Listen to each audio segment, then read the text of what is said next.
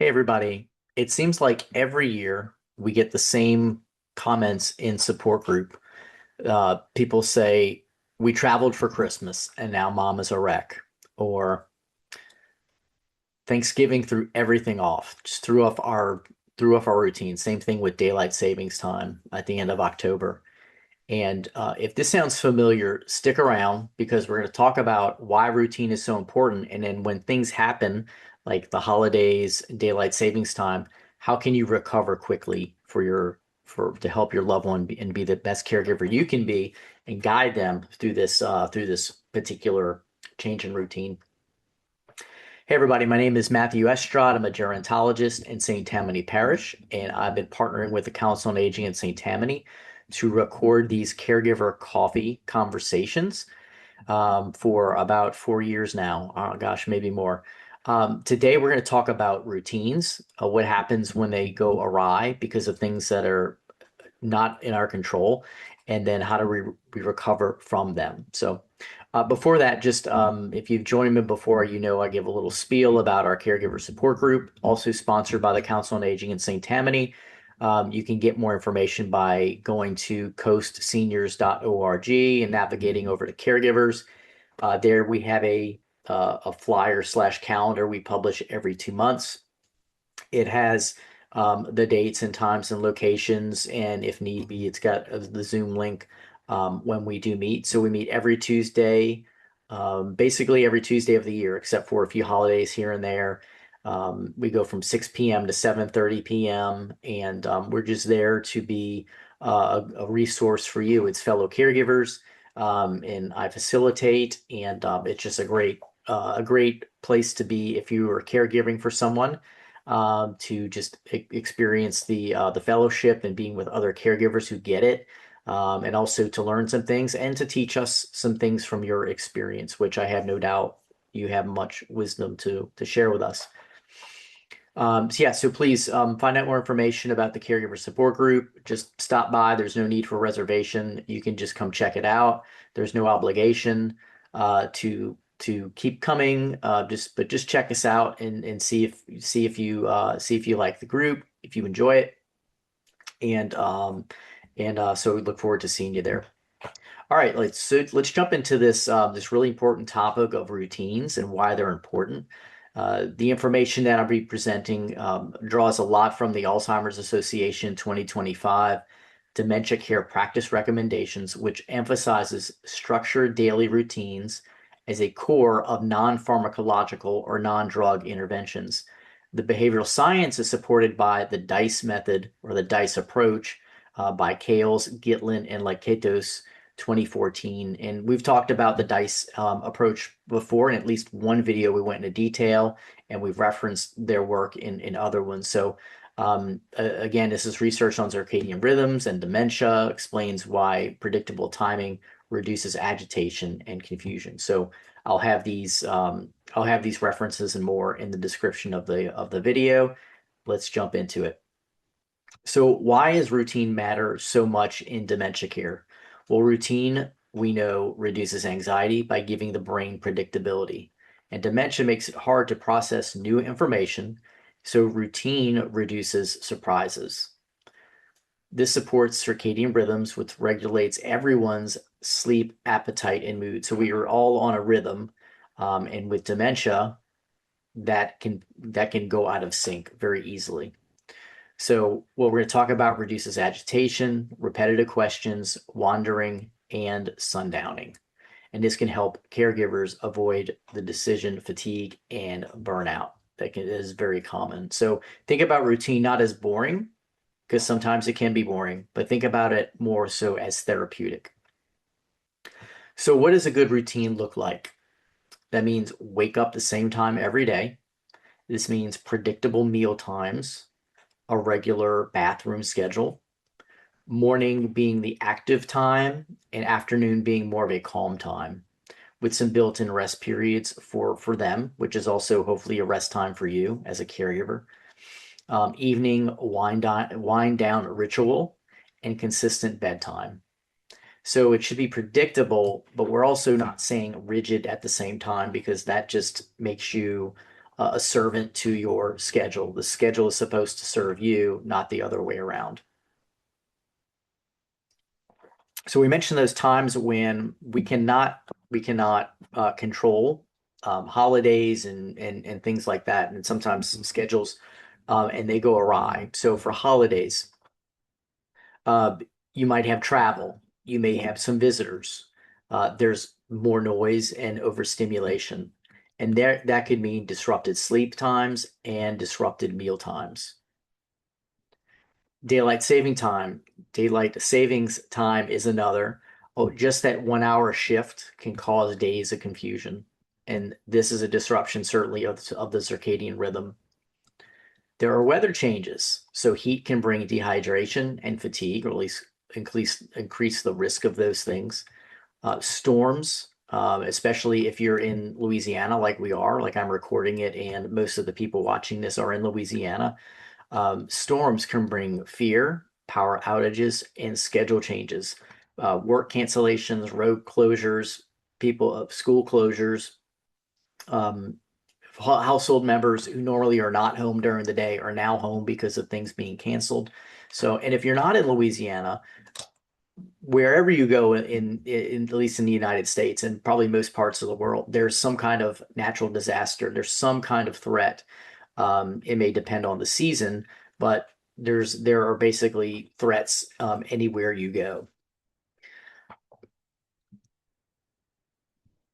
Other disruptions that you can't control. It could be an illness. This could be their illness or yours. It could be doctor's visits, their visits or yours. Medication changes, fatigue that you weren't planning on just hits you, and then caregiver schedule changes. So if you are, whether you have a friend or a family member that may be scheduled to, or either on a regular schedule or is just scheduled to come help, if they are not able to make it, or even a professional sitter, if they're scheduled to come and they're not able to, are there substitutes available? Is there a backup? So how does that impact the schedule? It might mean that you are missing work, and now you're helping with the routine. Now you're off of work, had to take off of work, and you're taking care of your loved one. So this can be new routines and anxiety from unfamiliar faces if you have a substitute coming in, if it's not you. So routine breaks are normal. What matters is how you respond. So here are some key features on what to do when routine gets thrown off by these unpredictable things, or even, the holidays are predictable, right? But the things that are not predictable as well. So you want to reestablish the three big anchors. That's wake time, meal time, and bedtime. Say those again. I know you can pause and rewind that or replay it. Wake time, meals times, and bedtime. So things that might help are visual cues such as whiteboards, calendars, a daily schedule that is posted, or even picture cues. And yes, sometime you may have tried a whiteboard before, you may have tried a calendar before. So doesn't mean that it's not helping. Sometimes you may not be able to tell. Sometimes it might be helping, but it's hard to determine if it is helping, but it might be. And I would say that these methods, and actually all the methods that we ever talk about in every caregiver coffee conversation, it might work with some people some of the time, and other times it may not, and we just look for other solutions. Reduce, so that was the use visual cues. So we got the three big anchors, reestablish those: wake time, meal time, bedtime. Use the visual cues that I mentioned. Next is reduce stimulation temporarily. So quiet environment, soft music, I'd say meaningful music, things that are music that kind of links memories and times to them. If you're not able to do that, just a genre or a band album that or you're pretty confident that they like. But the more meaningful the music, the more relaxing and soothing that can be. Familiar activities. These could be games. This could be, arts. This could be crafts. This could be, paint with water numbers, or, just anything like that. that's gonna kind of keep them engaged, especially with their hands. Communicate reassurance. We're getting back on track. You are safe. That's a huge one. I really like that. You can use that a lot. You are safe. I'm right here with you. I'm not going anywhere. As long as these things are true. Expect a 48 to 72 hour adjustment period. So temporary agitation is normal because the brain needs time to recalibrate. So I say that to encourage you, and know that things are not going to go back to normal just like that. Even when you establish the three anchors, and you're playing meaningful music and you're giving them something meaningful, and engaging to do, it's going to take a little time. Just know that it's not like a switch. So how can you protect your routine? Do your best to keep your own sleep schedule consistent. Use respite care and sitters during chaotic seasons. Have them on, either use them or have them on backup. Plan ahead for holidays or travel. Build your own anchors: prayer, coffee, reading time, exercise, quiet time. I know this is easier said than done because I'm not currently caring for someone. I have children, I have work, I have ministry, I have lots of things, and it's hard for me to even keep a consistent schedule. So, but I know when I can do that, it does help. And we will leave it right there. I hope this has been really helpful. Just remember, routine is one of the most powerful things at your disposal in dementia care. It reduces stress for both the person who's experiencing dementia and for you as the caregiver and care partner. And when routine breaks, because sometimes either we can't predict it or we can't prevent it, it's all about reestablishing that rhythm and putting into practice some of the things we talked about here. So just like with everything, I encourage you um, to try things, to keep track of your progress in a very simple, like bulleted way. And then when you find something that works, that's great. Make sure you circle that. When you find something that doesn't work, try to figure out maybe why didn't it? Was it just the timing? Was it other circumstances? Is it worth trying again? So we learn from the things that we do. It's a constant feedback loop of trying something, assessing did it work? If it didn't work, why? And then, is it worth trying again? So, hope this was helpful for you. I certainly enjoyed bringing this information to you, and I hope you put this into practice.